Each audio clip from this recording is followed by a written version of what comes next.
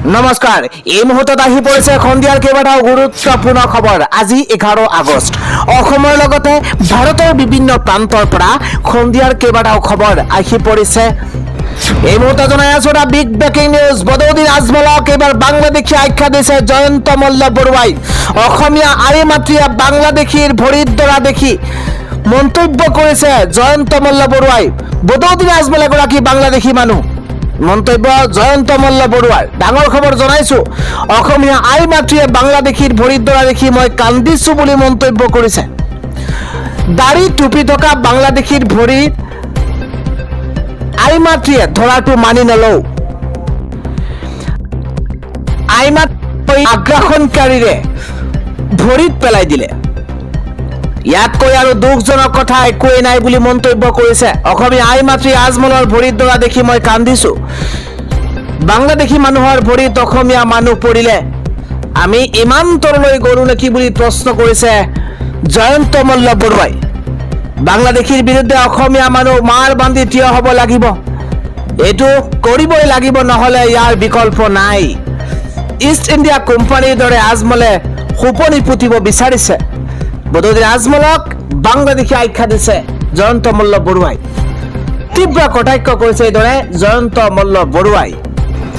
আগবাঢ়িছো পৰৱৰ্তী খবৰ। মৃতদেহৰ ওপৰেহে পাৰ হ'ব নোৱাৰিব কয়লা শিলৰ গাড়ী। এটা বিগ ব্ৰেকিং ডাঙৰ খবৰ জনাইছো। শিৱসাগৰৰ মাজেৰে পাৰ হ'ব নোৱাৰি কয়লা শিলৰ গাড়ী। পাৰ হ'ব লগা হ'লে মৃতদেহৰ ওপৰেহে পাৰ হ'ব লাগিব। ডাঙৰ খবৰ এই মুহূৰ্তত জনাইছো। শিল কয়লা মাফিয়াৰ ওপৰত গৰজি উঠিছে এইদৰে বীৰ লাচিত সেনাৰ নেতা শৃংখল চলিহা। কয়লা শিল মাফিয়াৰ বিৰুদ্ধে সংগ্ৰাম ঘোষণা কৰিছে। মানুহ মৰাক লৈ শিল মাফিয়া কয়লা মাফিয়াৰ খবৰ নাই। এইবাৰ শিৱসাগৰক উদ্ধাৰ কৰিব নোৱাৰিলে মৃত্যুৱে শ্ৰেষ্ঠ। ডাঙৰ খবৰ জনাইছো। শিৱসাগৰৰ যুঁজখন চৰকাৰে নোৱাৰে। 20,000 কোটিৰ ক্ষয় ক্ষতি হৈছে শিৱসাগৰত। কেৱল স্কুল বনাই দায় কৰাৰ চেষ্টা কৰিলে নহ'ব। ONGCয়ে 5,000 কোটি টকাৰ অনুদান দিয়ক। ONGCয়ে 5,000 কোটি টকাৰ অনুদান দিয়ক। ONGCয়ে অসম অৰুণাচলৰ মানুহে সহায় নকৰিলে খাবলৈ নাপায় 10,000 মানুহ মৰিলেহেঁতেন। শিৱসাগৰৰ মাজেৰে পাৰ হ'ব নোৱাৰি কয়লা শিলৰ গাড়ী। এই হুংকাৰ দিছে বীৰ লাচিত সেনাৰ নেতা শৃংখল চলিহাই। আগবাঢ়িছো পৰৱৰ্তী খবৰ। 15 আগষ্টৰ পৰা পাঠদান আৰম্ভ হ'ব উজনিৰ সকলো শিক্ষানুষ্ঠানৰ। এই ঘোষণা কৰিছে আজি শিক্ষামন্ত্ৰী ৰমেশ পেগুৱে।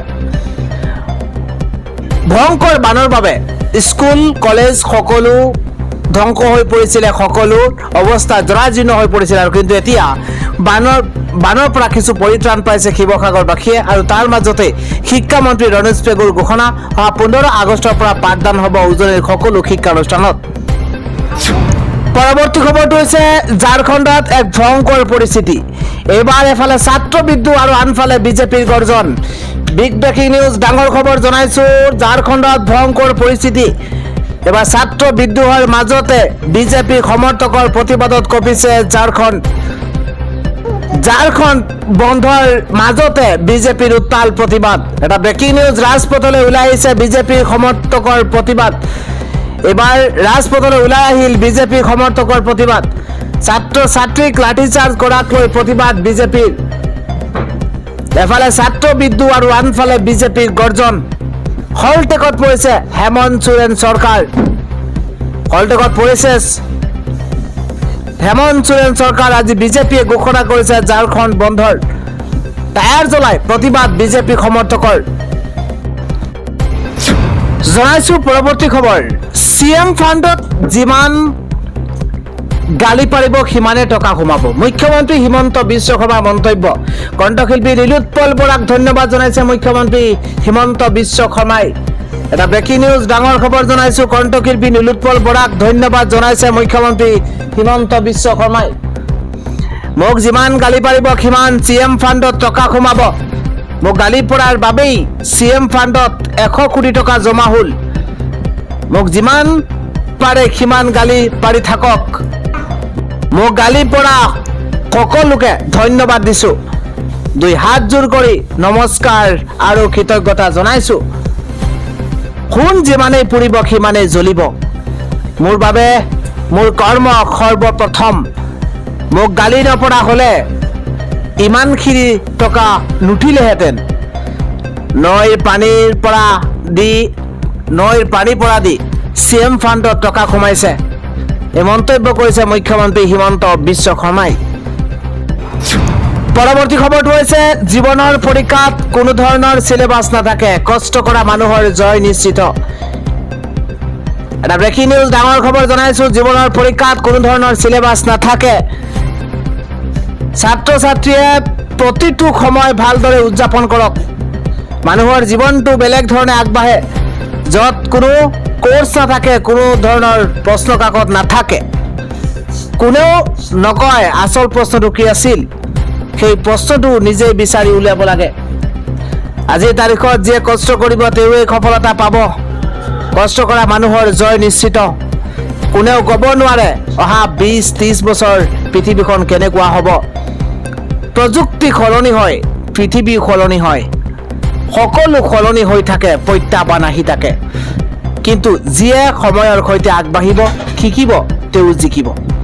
প্ৰতিজন শিক্ষাৰ্থীৰ সপোন আৰু লক্ষ্য বেলেগ বেলেগ। সময়ত কষ্ট কৰক, সফলতা নিজেই আহিব। এইদৰে মন্তব্য কৰিছে প্ৰধানমন্ত্ৰী নৰেন্দ্ৰ মোদীয়ে। জনাই আছো পৰৱৰ্তী খবৰ। ৰাজনৈতিক দলে প্ৰতিবাদ কৰিলে লাঠিচালনা নহয়, ছাত্ৰৰ ওপৰতহে কিয়? মন্তব্য অভিজিৎ দীপকেৰ। ঝাৰখণ্ডত ছাত্ৰৰ প্ৰতিবাদত আৰক্ষী লাঠিচালনা আৰু কন্দুৱা গেছ প্ৰয়োগক লৈ প্ৰশ্ন উত্থাপন কৰিছে CJPৰ প্ৰতিষ্ঠাপক অভিজিৎ দীপকে। 9 দিন ধৰি অনশনত থকা ছাত্ৰ নেতা দেৱেন্দ্ৰ মহতোৰ ওপৰত আৰক্ষীয়ে লাঠিচালনা কৰা বুলি উল্লেখ কৰি ছাত্ৰৰ ওপৰত এনে দমনমূলক ব্যৱস্থা বন্ধ কৰাৰ দাবী জনাইছে অভিজিৎ দীপকে। পৰৱৰ্তী খবৰটো হৈছে কয়লা খন্দাসকলে 1 টকাও নিদিলে, ৰাজমলে 2 কোটি টকা দিয়াৰ কি প্ৰয়োজন আছিল? মন্তব্য কৰিছে শৃংখল চলিহাই। শৃংখল চলিহাই কৈছে কয়লা খন্দাসকলক লৈ আজমলে দিয়া 2 কোটিৰ প্ৰয়োজনীয়তা সন্দৰ্ভত প্ৰশ্ন শৃংখল চলিহাৰ। লগতে তেওঁ দাবী কৰিছে যে এই কয়লা খন্দাসকলৰ ঘৰত প্ৰায় 100 কোটি টকাৰ নগদ ধন আছে। সেই সময়ত কয়লা খন্দাসকলে 1 টকাও দিয়া নাই, আজমলে ইয়াত 2 কোটি টকা দিয়াৰ কি প্ৰয়োজন আছিল? মন্তব্য শৃংখল চলিহাৰ। উজনিত যি ভয়ংকৰ বান পৰিস্থিতি, সেই বান পৰিস্থিতিত আজমলৰ সহায়ক লৈ এইবাৰ ধন্যবাদ দিছে শৃংখল চলিহাই। আৰু শৃংখল চলিহাই কৈছে যে এইসকলৰ ঘৰত 100 কোটি টকাৰ নগদ ধন আছে। যিসকলে কয়লা খান্দিছে, কয়লা খন্দাসকলৰ ঘৰত ধন আছে, কিন্তু তেওঁলোকে 1 টকাও দিয়া নাই। তাত আজমলে 2 কোটি টকা দিয়াৰ কি প্ৰয়োজন বুলি মন্তব্য শৃংখল চলিহাৰ। পৰৱৰ্তী খবৰটো হৈছে অমিত শ্বাহৰ সমৰ্থনত NDA সংসদত পদযাত্ৰা। বিৰোধীৰ বিৰুদ্ধে প্ৰতিবাদ কৰি সংসদৰ মকৰ দ্বাৰৰ দিশে পদযাত্ৰা NDAৰ সাংসদসকলৰ। বিজেপি সাংসদ সঞ্জয় জয়ছোৱালৰ অভিযোগ, আমি সকলো আলোচনাৰ বাবে সাজু, কিন্তু ৰাহুল গান্ধীয়ে বাৰে বাৰে সদন স্থগিত কৰাই আছে। পৰৱৰ্তী খবৰটো হৈছে ৰাহুল গান্ধীৰ সদনৰ পৰা পলাই আছে। ঝাৰখণ্ডৰ ছাত্ৰৰ ওপৰত লাঠিচালনাটো নীৰৱ, মন্তব্য কৰিছে তৰুণ চুগ। ঝাৰখণ্ডত ছাত্ৰৰ ওপৰত আৰক্ষীৰ লাঠিচালনাক লৈ ৰাহুল গান্ধীক লক্ষ্য কৰি বিজেপি সাংসদ তৰুণ চুগৰ আক্ৰমণ। তেওঁ দাবী কৰিছে যে ৰাহুল গান্ধীয়ে সদনত আহি এই বিষয়ত উত্তৰ দিব লাগে। পৰৱৰ্তী হৈছে বিৰোধীৰ প্ৰতিবাদ সফল। অৱশেষত সংসদলৈ আহিছে অমিত শ্বাহ। অৱশেষত সংসদলৈ আহিল কেন্দ্ৰীয় গৃহমন্ত্ৰী অমিত শ্বাহ। ডাঙৰ খবৰ জনাইছো, যোৱা 21 জুলাইৰ পৰা সংসদত উপস্থিত নাছিল গৃহমন্ত্ৰী অমিত শ্বাহ। গৃহমন্ত্ৰীগৰাকীৰ উপস্থিত নথকাক লৈ সংসদৰ ভিতৰে বাহিৰে বিৰোধীয়ে সাব্যস্ত কৰিছিল প্ৰতিবাদ। ধাৰাবাহিক প্ৰতিবাদ অব্যাহত ৰাখিছিল বিৰোধীয়ে। সোমবাৰে সংসদীয় পৰিক্ৰমা মন্ত্ৰী কিৰেণ ৰিজিজুৱে গৃহমন্ত্ৰীগৰাকীক সংসদলৈ আহিব বুলি কৰিছিল ঘোষণা। আৰু সংসদীয় পৰিক্ৰমা মন্ত্ৰীৰ ঘোষণাৰ পাছতে মঙলবাৰে সংসদলৈ আহিছিল গৃহমন্ত্ৰীগৰাকী। সংসদীয় পৰিক্ৰমা মন্ত্ৰীৰ ঘোষণাৰ পাছতেই মঙলবাৰে সংসদলৈ আহিছিল গৃহমন্ত্ৰী। যন্তৰ মন্ত্ৰৰ ছাত্ৰ আন্দোলনত পেলেট গান চলোৱাক লৈ গৃহমন্ত্ৰীগৰাকীক জগৰীয়া কৰি আহিছে বিৰোধীয়ে। গৃহমন্ত্ৰীগৰাকীক এই সন্দৰ্ভত উত্তৰ দিয়াৰ দাবী জনাই আহিছে বিৰোধীয়ে। বিৰোধীৰ এই দাবীৰ পাছৰ পৰাই সংসদত উপস্থিত নাছিল গৃহমন্ত্ৰীগৰাকী আৰু অৱশেষত সংসদলৈ আহিছে কেন্দ্ৰীয় গৃহমন্ত্ৰী অমিত শ্বাহ। পৰৱৰ্তী খবৰটো হৈছে ভয়ংকৰ পথ দুৰ্ঘটনাত জীৱন শেষ হৈ গৈছে দুই প্ৰাক্তন আছু নেতাৰ। এটা দুখবৰ এই মুহূৰ্তত জনাইছো ৰাজ্যবাসীৰ কাৰণে আহিছে এক ভয়ংকৰ দুখবৰ, কিয়নো ভয়ংকৰ দুৰ্ঘটনাত দুই প্ৰাক্তন আছু নেতাৰ কৰুণ মৃত্যু হৈছে। প্ৰাক্তন আছু নেতা ব্ৰজেন কাশ্যপ আৰু হৰ্ষজিৎ হালৈৰ এক শোকাবহ পথ দুৰ্ঘটনাত চিৰবিদায় লৈছে। প্ৰাক্তন আছু নেতা ব্ৰজেন কাশ্যপ আৰু হৰ্ষজিৎ হালৈৰ শোকাবহ মৃত্যু হৈছে। মহিন্দ্ৰা মাৰাজু বাহনেৰে গুৱাহাটীৰ পৰা নলবাৰী অভিমুখী পথত ভয়ংকৰ দুৰ্ঘটনা সংঘটিত হৈছে আৰু জাজিয়াৰবাৰী ৰৈ থকা ট্ৰেইলাৰত প্ৰচণ্ড জোৰে খুন্দা মাৰিছে বাহনখনে আৰু তাৰ পাছতে ভয়ংকৰ ঘটনা। বাহনখনত থকা দুইজনৰ মৃত্যুৰ বিপৰীতে ভাস্কৰদ্বীপ বৰ্মনৰ অৱস্থা অতিকৈ সংকটজনক বুলি জানিব পৰা গৈছে। টিহু মহকুমা আন্দোলনত গুলীবিদ্ধ হৈ নিহত ব্ৰজেন কাশ্যপ আৰু ৰাজ্যবাসীৰ কাৰণে আহি পৰিছে এক ভয়ংকৰ দুখবৰ। পৰৱৰ্তী খবৰটো হৈছে AIUDFৰ ওচৰত হাত পাতি নাক কটা গ'ল কংগ্ৰেছৰ। নগাঁৱত প্ৰাৰ্থী দিব AIUDF, এটা বিগ পলিটিকেল ডাঙৰ খবৰ। প্ৰদ্যুৎ বৰদলৈ বিজেপিত যাব বুলি আগতেই জানিছিল AIUDFে। কংগ্ৰেছক প্ৰদ্যুৎ বৰদলৈ গাদ্দাৰী সম্পৰ্কে সকীয়াইছিল AIUDFে। 2024 লোকসভা নিৰ্বাচনৰ সময়তে ভৱিষ্যতবাণী কৰিছিল AIUDFে। বিজেপিৰ সৈতে গোপন মিতিৰালিৰে কংগ্ৰেছে জিকাইছিল প্ৰদ্যুৎ বৰদলৈক। নগাঁৱত লোকসভাৰ উপ নিৰ্বাচনত কংগ্ৰেছৰ বিৰুদ্ধে প্ৰাৰ্থী দিব AIUDFে। কংগ্ৰেছ হৈছে মুছলমানৰ শত্ৰু। সংখ্যালঘুৰ হৈ মাত নামাতে কংগ্ৰেছে। AIUDFক বিজেপিৰ বি টিম বোলা কংগ্ৰেছক কিয় সহায় লাগে AIUDFৰ? নগাঁৱত TMC আৰু AIUDFক প্ৰাৰ্থিত্ব প্ৰদান নকৰিবলৈ জনাইছিল কংগ্ৰেছে। বিৰোধী দলৰ প্ৰতি ৱাজেদ আলী চৌধুৰীৰ সমালোচনাৰে বিস্ফোৰণ এইবাৰ আমিনুল ইছলামৰ। প্ৰদ্যুৎ বৰদলৈ বিজেপিত যাব বুলি আগতেই জানিছিল AIUDFে। অসমৰ বানত মৃত্যুৰ সংখ্যা 101 গৰাকীলৈ বৃদ্ধি পাইছে। 10খন জিলাত 1.26 লাখৰো অধিক লোক ক্ষতিগ্ৰস্ত হৈছে। এক নতুন তথ্য এই মুহূৰ্তত লৈ আহিছো। বানপানীয়ে ঘৰ দুৱাৰ আৰু ৰাজহুৱা আন্তঃগাঁথনিৰো ব্যাপক ক্ষতি সাধন কৰিছে। অসমত চলিত বানত মৃত্যুৰ সংখ্যা 101 জনলৈ বৃদ্ধি পোৱাৰ বিপৰীতে 10খন জিলাত 1,26,431 জন লোক ক্ষতিগ্ৰস্ত হৈছে। দুৰ্যোগ প্ৰতিবেদন আৰু তথ্য ব্যৱস্থাপনা ব্যৱস্থাই জনোৱা মতে নগাঁও, গোলাঘাট, শিৱসাগৰ, হোজাই, দৰং, কাৰ্বি আংলং, লখিমপুৰ, কাছাৰ, চৰাইদেউ আৰু যোৰহাট জিলাৰ বানৰ ফলত ক্ষতিগ্ৰস্ত হৈছে। বৰ্তমান মুঠ 25টা ৰাজহ চক্ৰ আৰু 458খন গাঁও আক্ৰান্ত হৈছে।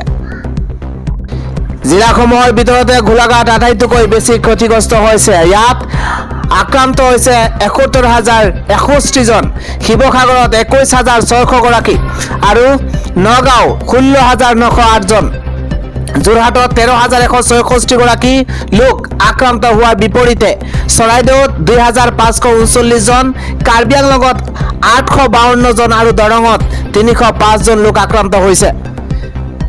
বানপানীয়ে ক্ষতিগ্ৰস্ত জিলাসমূহৰ 11,287.04 হেক্টৰ শস্যভূমি ডুবাই পেলাইছে।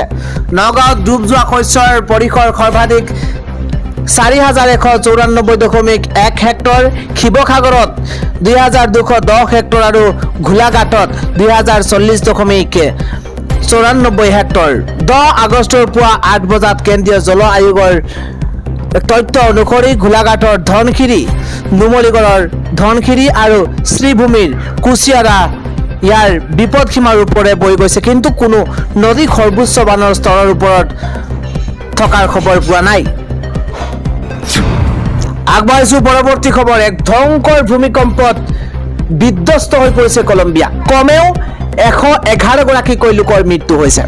জৰুৰীকালীন অৱস্থা ঘোষণা কৰা হৈছে। ডাঙৰ খবৰ জনাইছো, বন্ধ হৈছে 6টাকৈ বিমানবন্দৰ। বহু লোক ধ্বংসাৱশেষৰ তলত আবদ্ধ হৈ পৰিছে।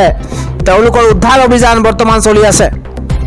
ইফালে কলম্বিয়াৰ ৰাষ্ট্ৰপতি এবেলাৰ্ডো ডি লা এস্পেৰাঞ্জাই সোমবাৰে নিশা সমগ্ৰ দেশতে জৰুৰীকালীন অৱস্থাৰ ঘোষণা কৰিছে। সোমবাৰে পুৱা 7:34 বজাত কলম্বিয়াত ভয়ংকৰ ভূমিকম্পই কঁপাই গৈছে। ৰিক্টাৰ স্কেলত এই ভূমিকম্পৰ প্ৰাবল্য আছিল 7.4। ৰিক্টাৰ স্কেলত 7.4 আৰু ভূমিকম্পৰ কেন্দ্ৰবিন্দু আছিল চুকু প্ৰদেশৰ ছান জুছ ডেল পালমাৰ। মাত্ৰ 3 দিন পূৰ্বে ৰাষ্ট্ৰপতিৰ আসনত বহিছিল এস্পিয়াল্লা আৰু ৰাজধানী বগোটাৰ পৰা তেওঁ কয় যে চৰকাৰে জীৱন ৰক্ষা ভুক্তভোগীৰ কাষত থিয় দিয়া আৰু আৰ্তজনৰ প্ৰতিটো অঞ্চললৈ সাহায্য প্ৰদানৰ বাবে অক্লান্তভাৱে কাম কৰি আছে। পৰৱৰ্তী খবৰটো হৈছে শ্ৰমিক কৃষক বিৰোধী নীতিৰ বিৰুদ্ধে অসমত জেল ভৰো কাৰ্যসূচী। প্ৰায় 60 গৰাকী আন্দোলনকাৰীক গ্ৰেপ্তাৰ কৰা হৈছে। এটা বিগ নিউজ, ডাঙৰ খবৰ এই মুহূৰ্তত জনাইছো। কেন্দ্ৰীয় চৰকাৰৰ শ্ৰমিক কৃষক বিৰোধী নীতিৰ বিৰুদ্ধে CIDU, অসম ৰাজ্যিক কৃষক সভা আৰু অসম কৃষি শ্ৰমিক ইউনিয়নৰ আহ্বানত সোমবাৰে অসমৰ 25খন জিলাৰ 32টা অঞ্চলত দেশজোৰা জেল ভৰো কাৰ্যসূচী ৰূপায়ণ কৰা হৈছে। সংগঠনসমূহৰ দাবী অনুসৰি ৰাজ্যখনৰ প্ৰায় 40,000 শ্ৰমিক, কৃষক আৰু কৃষি শ্ৰমিকে এই কাৰ্যসূচীত অংশগ্ৰহণ কৰে। আন্দোলনকাৰীসকলে শ্ৰম কোড বাতিল কৰা, কৃষিজাত সকলো ফচলৰ ন্যূনতম সমৰ্থন মূল্য নিশ্চিত কৰা, নিত্য প্ৰয়োজনীয় সামগ্ৰীৰ মূল্য বৃদ্ধি ৰোধ কৰা আৰু অসমৰ বানপানীৰ সমস্যাক ৰাষ্ট্ৰীয় সমস্যা হিচাপে ঘোষণা কৰি স্থায়ী সমাধানৰ দাবী উত্থাপন কৰিছে।